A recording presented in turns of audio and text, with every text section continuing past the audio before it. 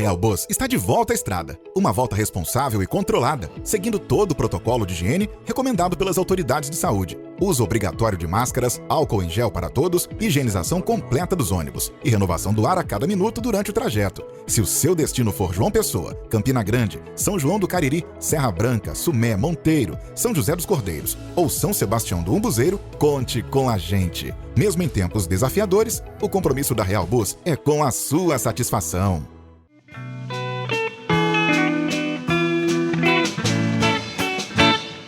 Mestre, o mar se revolta, as ondas nos dão pavor.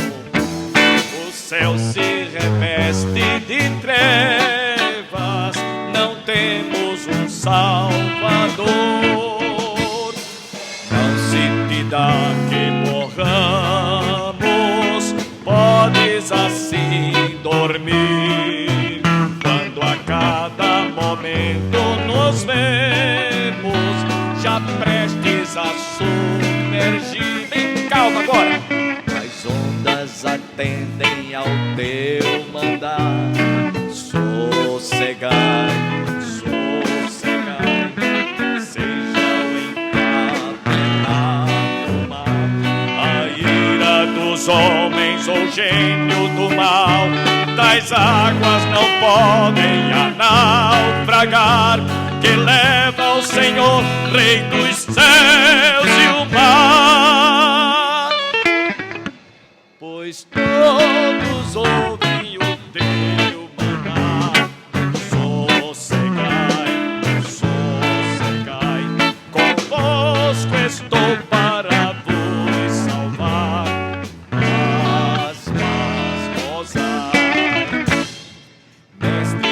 Grande tristeza me quer hoje consumir, a dor que perturba minha alma implora, vem me acudir. Grande mal que me cobre, quem me virá valer? Oh, não tardes, ó mestre, estou quase a perecer. As ondas atendem ao teu mandar. Sossegai e seja o encapelado mar, a ira dos homens ou gênio do mal. Das águas não podem naufragar, que leva o Senhor, Rei dos céus e mar. Pois todos ouvem ao teu mandar. Sossegai, sossegai, convosco estou para vos salvar. Paz, paz, gozai.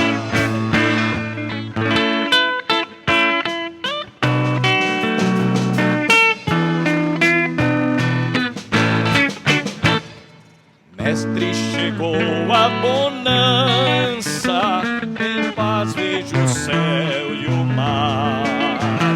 O meu coração goza calma, que não poderá findar. Fica ao meu lado, bom mestre, dono da terra e céu, e contigo eu irei bem seguro ao porto destino meu. Todos as ondas atendem, todos de pé, meu mandar. Sossegai e seja o encapelado mar, a ira dos homens ou gênio do mal. Das águas não podem naufragar, que leva o Senhor, Rei dos céus e o mar. Pois todos ouvem o teu mandar. Sossegai, sossegai, convosco estou para vos salvar. Paz,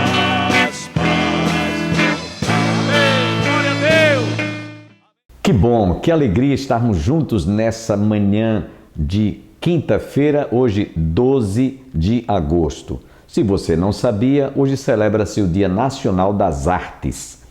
E tudo que nós vimos e ouvimos através das artes é fruto de um artista, de um pintor, de um dramaturgo no teatro, de alguém que realmente soube explorar através da arte, por exemplo, a arte de ensinar, a arte de trazer a lembrança, trazer à memória aquilo que muitas vezes nós vemos na história, no passado, nas artes do cinema, mostrado através dos museus que nós vemos figuras, imagens que foram conservadas para descrever a história. E eu espero que nesse Dia das Artes, Dia Nacional das Artes, todos os que trabalham, todos os que se debruçam em explorar as artes, possam realmente saber viver, explorar e tirar muitas lições. Por exemplo, a música é uma arte. Aqueles que exercem a musicalidade, que tocam algum instrumento, estão exercendo a arte da música. Espero que todos saibam viver bem dentro daquilo que você, como um profissional, sabe explorar ou ter a arte de ensinar. O programa Opção para a Vida, dentro de instantes, estará trazendo outra vez o presbítero Natan. Ele é um dos presbíteros dirigentes de uma das nossas congregações no populoso bairro de Bodocongó 3. Ele estará hoje trazendo a segunda parte desta mensagem. Eu creio que você que esteve ontem conosco deve estar com seu coração aberto e receptivo para ouvi-lo mais uma vez. Antes, eu quero lembrar aos nossos amigos telespectadores que estão conosco, internautas, que a Igreja do Calvário, de 11 a 15 de novembro, estará realizando o Jubileu de Ouro. Esta festa que já está programada, nós temos divulgado amplamente aqui através dos nossos programas, terá como orador o pastor Alexandre Ximenes, Aurivan Marinho, pastor Carlos Alberto e o conjunto Embaixadores de Sião, o cantor Armando Filho, enfim, todos estarão participando desta festa, do conjunto coral Sarah Calley também. E eu espero que você anote em sua agenda, não esqueça, 11 a 15 de novembro. Nós estamos divulgando amplamente para que os nossos amigos, telespectadores, internautas possam celebrar conosco essa festa que será realizada em novembro. Também não deixem de orar pelo programa Opção para a Vida. Nós estamos aqui já há 31 anos. Vamos celebrar, se Deus assim nos permitir, em abril de 2022, este programa tem como objetivo transmitir e comunicar a mensagem do Evangelho, trazer mensagens e estudos como esses que nós vamos ouvir dentro de instantes. Orem para que este programa permaneça no ar. Não tem sido fácil diante dessa dificuldade, dessa crise econômica. Vários irmãos, alguns têm me procurado, pastor, deixe eu respirar um pouquinho.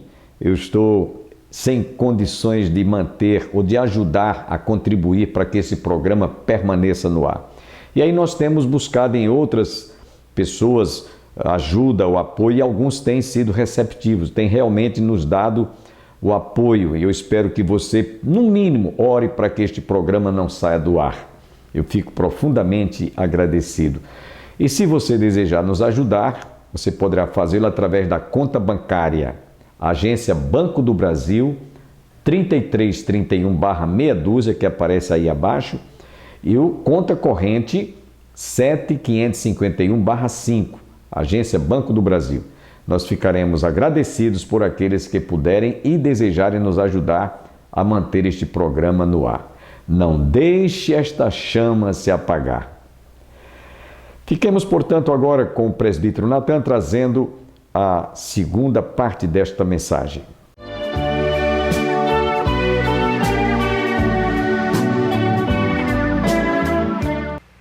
Restituir, portanto, não é algo difícil de nós entendermos o que significa.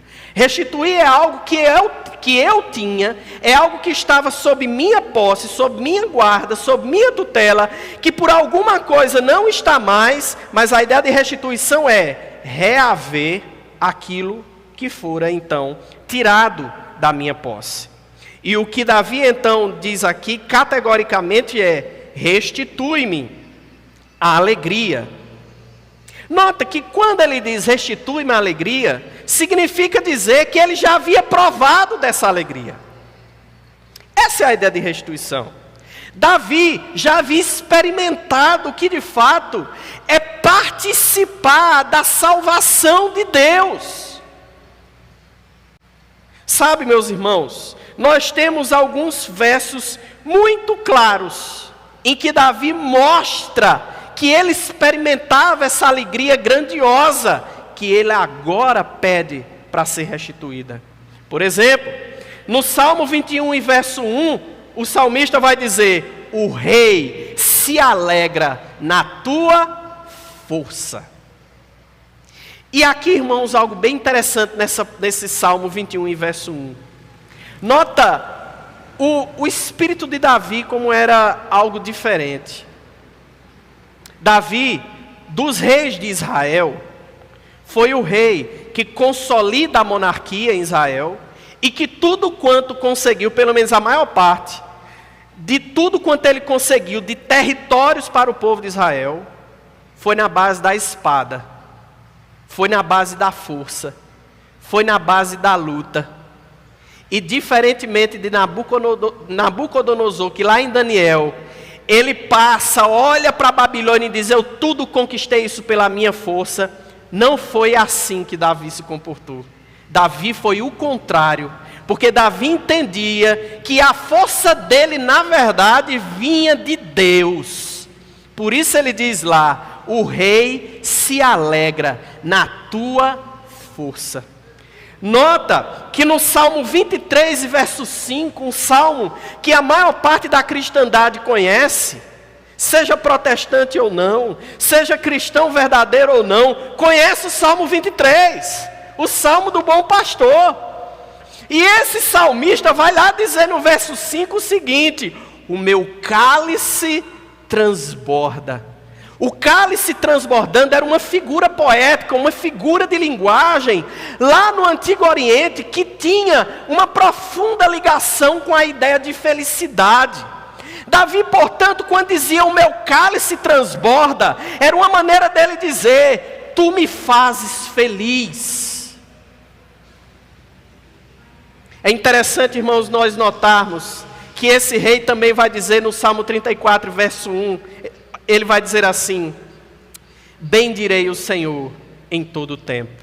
Então nota que são trechos, há versos, há passagens na Bíblia que mostram claramente que Davi já experimentara a alegria da salvação do Senhor. Inclusive literalmente. Por que eu tenho que dizer literalmente? Porque a palavra hebraica que ele usou aqui para salvação era uma palavra que tinha um espectro muito amplo. Não queria dizer apenas salvação no sentido espiritual, no sentido de Deus ter libertado a sua alma, mas salvação, a palavra que ele usou aqui, também abarcava no sentido de Deus livrar do perigo, de Deus impedir a sua morte. E nós sabemos, irmãos, a quantidade de desafios que Deus fez com que Davi passasse. Deus livrou um rapaz pequenino, que não conseguia sequer empunhar a espada do seu rei, das mãos do maior guerreiro dos filisteus de sua época. Esse mesmo Davi, inclusive, se reportando para o rei, dizendo: olha, manda-me ir, eu vou enfrentar esse gigante, porque o teu servo já lidou com feras do campo. Davi conhecia a salvação de Deus em toda a sua extensão. E ele, portanto, conhecendo essa salvação, a alegria que, portanto, repousa em andar na presença de Deus, por uma razão que nós vamos dizer lá na frente. Ele aqui está suplicando: ó Senhor, devolve-me essa mesma alegria que eu senti. Devolve-me esse gozo de me sentir salvo por Ti. Sabe, irmãos, não é à toa que Davi, ele estava enfrentando essa situação. Veja, irmãos, é curioso nós notarmos que a alegria da salvação, ela é algo que mexe com todas as estruturas do nosso ser. Nós sabemos disso. Veja, que quando nós estamos quando nós estamos alegremente, andando na presença do Senhor, numa relação positiva com Ele, nós gozamos dessa alegria da salvação, nota, na circunstância de entendermos que nós fomos perdoados por Deus. Irmãos, como é feliz aquele que sabe que foi perdoado por Deus. Irmãos, sabe, tem uma passagem na Escritura que sempre quando eu leio, ela mexe profundamente comigo. Que é exatamente aquela passagem do contato que Jesus teve com Zaqueu. Zaqueu era um homem que muito provavelmente ele era muito desprezado pelo seu próprio povo. E o povo tinha razões para isso. O próprio Zaqueu deixa claro, sabe? E aí, irmãos, os irmãos sabem dessa história, está nos evangelhos. O Senhor Jesus manda que Zaqueu desça daquela árvore, porque Zaqueu queria conhecer Jesus de todo jeito. Não era um homem de grande estatura, sobe naquela árvore. E Jesus, olha, desce daí, Zaqueu. Desça daí, porque não é em cima de uma árvore que eu vou conversar com você. Será na sua casa. Irmãos, e nós sabemos que Jesus vai à casa daquele homem. E o texto nos deixa claro isso. Embora os evangelistas, eles não digam o que aconteceu do primeiro momento, do primeiro segundo que aconteceu até o último segundo quando Jesus saiu daquela casa, mas os evangelistas conseguem deixar, ao menos na entrelinha, a ideia básica do que aconteceu ali. Jesus fala acerca de Deus para Zaqueu, mostra o caminho do reino, o caminho da justiça. Zaqueu ouve as palavras de Jesus, profundamente tocado pelas palavras do nosso mestre. Ele declara, veja que não foi Jesus que disse que ele tinha que fazer nada. Ele diz: olha, mestre, se por acaso eu defraudei alguém, eu não apenas haverei de restituir o que eu defraudei, mas eu ainda vou restituir ainda mais. E aí vem a parte, irmãos, que eu digo que mexe com o meu coração, eu paro para pensar o que foi que Zaqueu sentiu depois que ele disse tudo aquilo. E a resposta, irmãos, provável eu tenho quando em um determinado domingo à noite, lá no começo dos anos 2000 e alguma coisa, fui a um retiro espiritual da igreja em que eu cresci. Nessa época eu era pastoreado pelo pastor, em saudosa memória, Manuel Quaresma de Mendonça, pastor Nino. E naquela noite, quando o Espírito Santo tocou meu coração através de uma mensagem pregada, a alegria que nós sentimos, do Espírito Santo retirar de nós toda sensação de culpa, é uma alegria que nenhuma palavra em língua portuguesa ou em língua nenhuma consegue traduzir. A alegria de sentir-se perdoado por Deus é algo indizível. E Davi estava dizendo: ó Senhor, me devolve essa alegria. Mas nota que no fim também Davi estava dizendo ao Senhor: ó Senhor, devolve-me a alegria da tua salvação. E por que ele diz isso, irmãos? Porque ele sabe que esta alegria está em plena harmonia com a ideia de gozar da presença de Deus. E muito provavelmente, durante um tempo, Davi houvera perdido essa sensação de ter a presença de Deus ao seu lado. Isso porque ele notadamente deixa claro isso. Basta você ler todo esse Salmo 51. E o rei antes dele, o rei Saul, irmãos, sabia o que era saber quem é Deus, mas não andar em sua presença. Se você volta uns capítulos, Saul, ele vai praticamente enlouquecer, porque ele nutria no seu coração uma rebeldia muito grande contra Deus e sua palavra. E chegou um ponto que Deus não falava mais com Saul, sob hipótese nenhuma. Não falava através de profetas, não falava através de sonhos, não falava pelo Urim e Tumim, não falava de absolutamente nada, nenhum meio. E aquilo, irmãos, aquela sensação de não ter a presença de Deus mais ao seu lado, faz com que aquelas insanidades que Saul tinha, portanto, fossem se agravando cada vez mais. E certamente então, Davi, ao dizer, restitui-me a alegria da tua salvação, ele também estava quase que pedindo, olha Senhor, não me expulse da tua presença, eu quero ter o Senhor ao meu lado. E nota também, irmãos, que quando nós temos então a certeza que nós fomos então perdoados em Deus, por Deus, e quando nós temos então a certeza do que o Senhor está ao nosso lado, esta alegria de ser salvo também comporta a ideia de compreender o sentido para a nossa vida, o sentido para a nossa existência. Por que existem, irmãos, tantas pessoas que se afogam no álcool, tantas pessoas que se afogam na prostituição, tantas pessoas que se afogam no vício do jogo? Porque essas pessoas, por não terem sido perdoadas por Deus, por não terem a presença de Deus ao seu lado, elas não encontraram razão, motivo, circunstância nenhuma para viver. E se tem uma coisa que Davi não queria, era passar por toda essa tristeza, era passar por toda essa situação que, sob hipótese nenhuma, é bom para absolutamente ninguém, principalmente para alguém que já havia experimentado então a alegria da salvação. Mas a boa notícia, irmãos, é que esta alegria da salvação, ela não estava apenas disponível para Davi, mas está disponível para cada um de nós. A alegria de ser salvo por Deus, meus irmãos, está disponível para nós.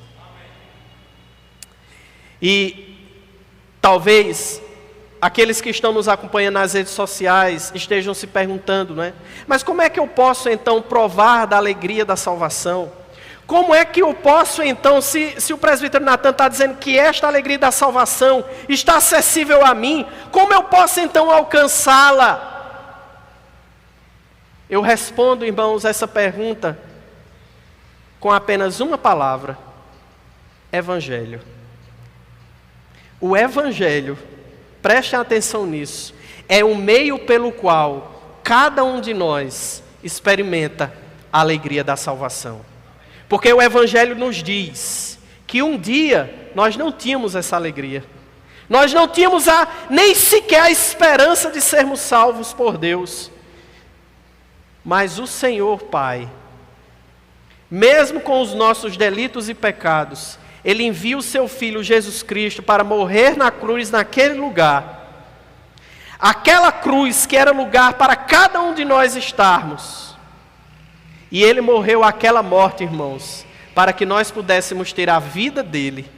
E a partir dali, cada um que cresce nessa palavra, colocasse a sua vida nas mãos do Senhor Jesus, cresce que Ele é o único mediador entre Deus e os homens, o único Salvador, o único caminho que vai até o Pai, crê que Ele ressuscitou ao terceiro dia. Se assim, aquele que está em casa crê, assim como nós aqui, alegre-se, nós estamos salvos em Cristo. Louvado seja Deus. Mas a realidade é Davi tinha perdido essa alegria. Nota, irmãos, que é preciso então nós rememorarmos o motivo pelo qual Davi perdera essa alegria.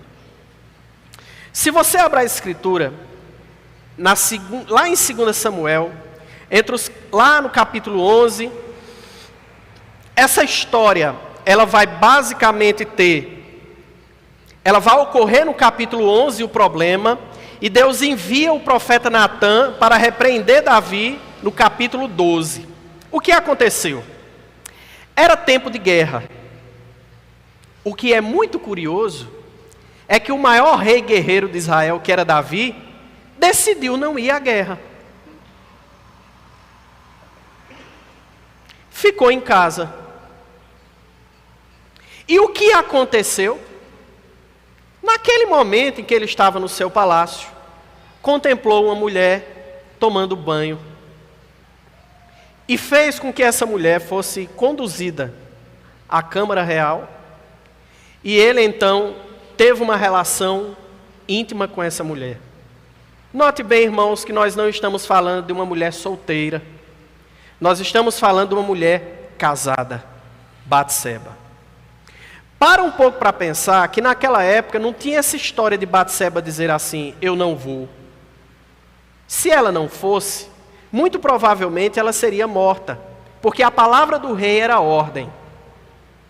E também não estou querendo desculpar aqui quaisquer pecados que Batseba tenham cometido. O que eu estou dizendo é que Davi cobiçou uma mulher casada, conduziu-a à sua câmara real, apossou-se do que não é seu. O que foi que aconteceu? Essa mulher engravidou. Davi, sabendo o que poderia lhe acontecer,